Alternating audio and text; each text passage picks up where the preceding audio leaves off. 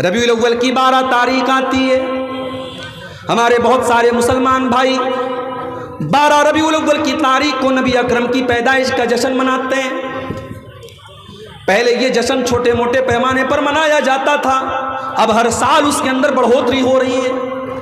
اب تو ایسے ویڈیو بھی آنے لگے کہ اللہ کے نبی کے نام پر بڑے بڑے کیک بھی کاٹے جا رہے ہیں۔ ایسے ویڈیوز بھی ہم نے دیکھے کہ لڑکیاں ناچ رہی ہیں، نبی کی پیدائش کا جشن منا رہی ہیں۔ اسی مالدہ اور کلیا چک کی سڑکوں پر ہم نے دیکھا نوجوان خوبصورت لڑکیاں بڑی بڑی گاڑیوں پر بیٹھی ہیں اور اللہ کے نبی کی محبت کے نام پر جھنڈے اٹھا اٹھا کر کے وہ نبی اکرم کا نعرہ لگا رہی ہیں۔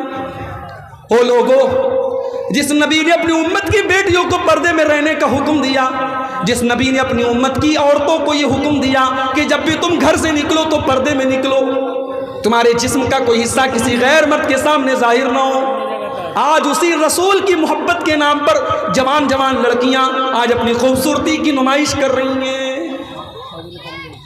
جس نبی نے اپنی امت کو یہ تعلیم دی تھی، من تشبہ بقوم فہو منہم، جو کسی قوم کی نقل کرے گا وہ اسی قوم کے ساتھ کل قیامت کے دن اٹھایا جائے گا۔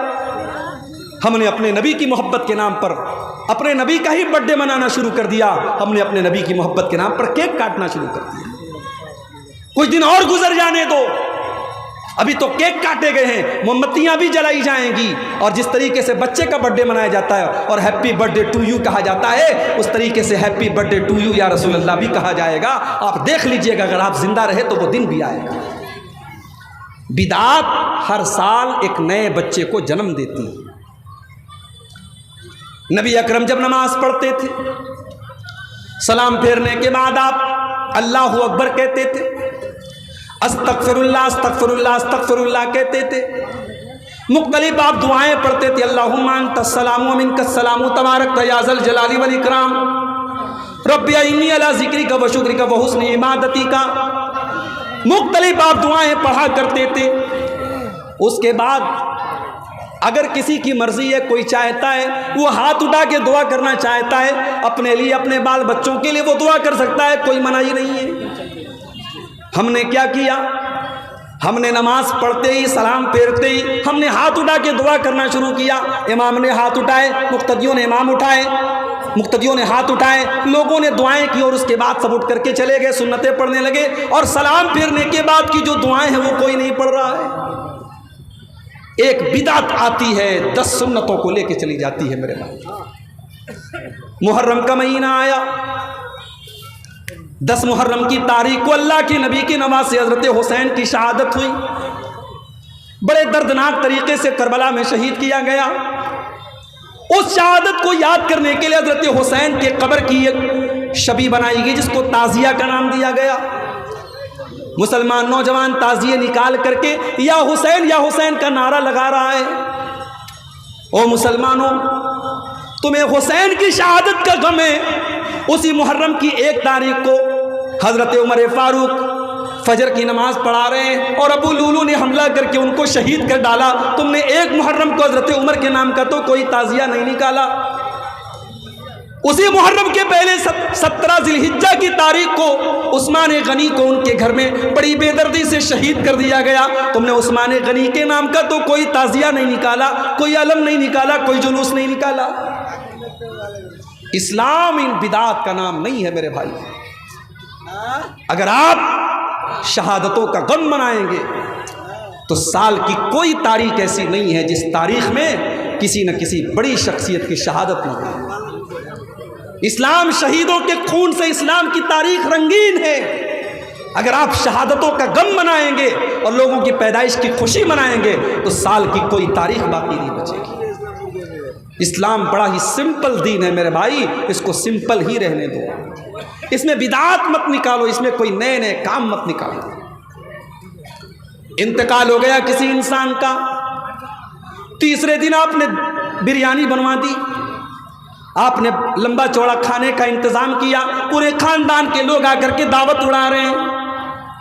میرے نانا کا انتقال ہوا، میرے نانا کے گھر میں بھی یہ بدعات و خرافات انجام دی جاتی ہیں۔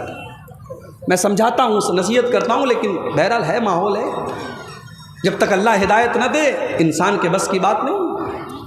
نانا کا انتقال ہوا، آج انتقال ہوا ہے، اگلے دن رات میں بریانی بنانے کی تیاری چل رہی ہے، مسالہ پیسا جا رہا ہے، پیاز کاٹی جا رہی ہے۔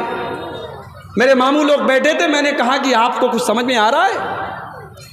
کل آپ کے باپ کا جنازہ نکلا تھا اور آج آپ بیٹھ کر کے دعوت کا انتظام کر رہے ہیں۔ تو میرے ماموں کی آنکھوں سے آنسو آ گئے، کہا کہ بات آپ کی بالکل صحیح ہے، ہمیں بھی یہ چیز غلط لگ رہی ہے، مگر ہم نہیں کریں گے تو سماج کو کیا مدد کرے گا؟ اگر ہم نہیں کریں گے تو کل سماج یہ کہے گا کہ ان کے باپ کا انتقال ہو گیا، انہوں نے اپنے باپ کا تیجا نہیں کیا، انہوں نے اپنے باپ کا 40واں نہیں کیا، انہوں نے اپنے باپ کی برسی نہیں کی۔ اس غم نے ہم کو مارا کہ لوگ کیا کہیں گے۔ میرے بھائیوں، لوگوں کی پرواہ مت کرو، پرواہ کرنا ہے تو اللہ اور اس کے رسول کی پرواہ کرو۔ حساب و کتاب ہمیں اللہ کی بارگاہ میں دینا ہے۔ لوگوں کا کیا ہے؟ آپ مریں گے، لوگ مٹی دے کر کے ہاتھ جھاڑ کے چلے جائیں گے، لوگ قبر میں آپ کے کام نہیں آئیں گے، لوگ آخرت میں آپ کے کام نہیں آئیں گے۔ لوگوں کا کیا ہے میرے بھائی؟ اتنا بڑا زلزلہ آیا ترکی اور سیریا کے اندر، آرام سے لوگ ہوٹلوں میں بیٹھ کے کھانا کھا رہے ہیں، بچوں کے ساتھ کھیل رہے ہیں، اچانک زلزلہ آتا ہے، نہ بیوی کو شوہر کی فکر ہے، نہ بچوں کو باپ کی فکر ہے، نہ باپ کو بیٹے کی فکر ہے، سب بھاگ رہے ہیں اور اپنی جان بچانے کے لیے سب بےتاب پڑے ہیں۔ ایک چھوٹے موٹے زلزلے میں ہم نے قیامت کا نقشہ دیکھا ہے۔ سوچو میرے پیارے ساتھیوں، جب قیامت کے دن کا زلزلہ آئے گا تو کیا حال ہے؟ یوم یفر المرء من اخیہ وامہ وابیہ وصاحبتہ وبنیہ لکل امرئ منہم یومئذ شأن یغنیہ۔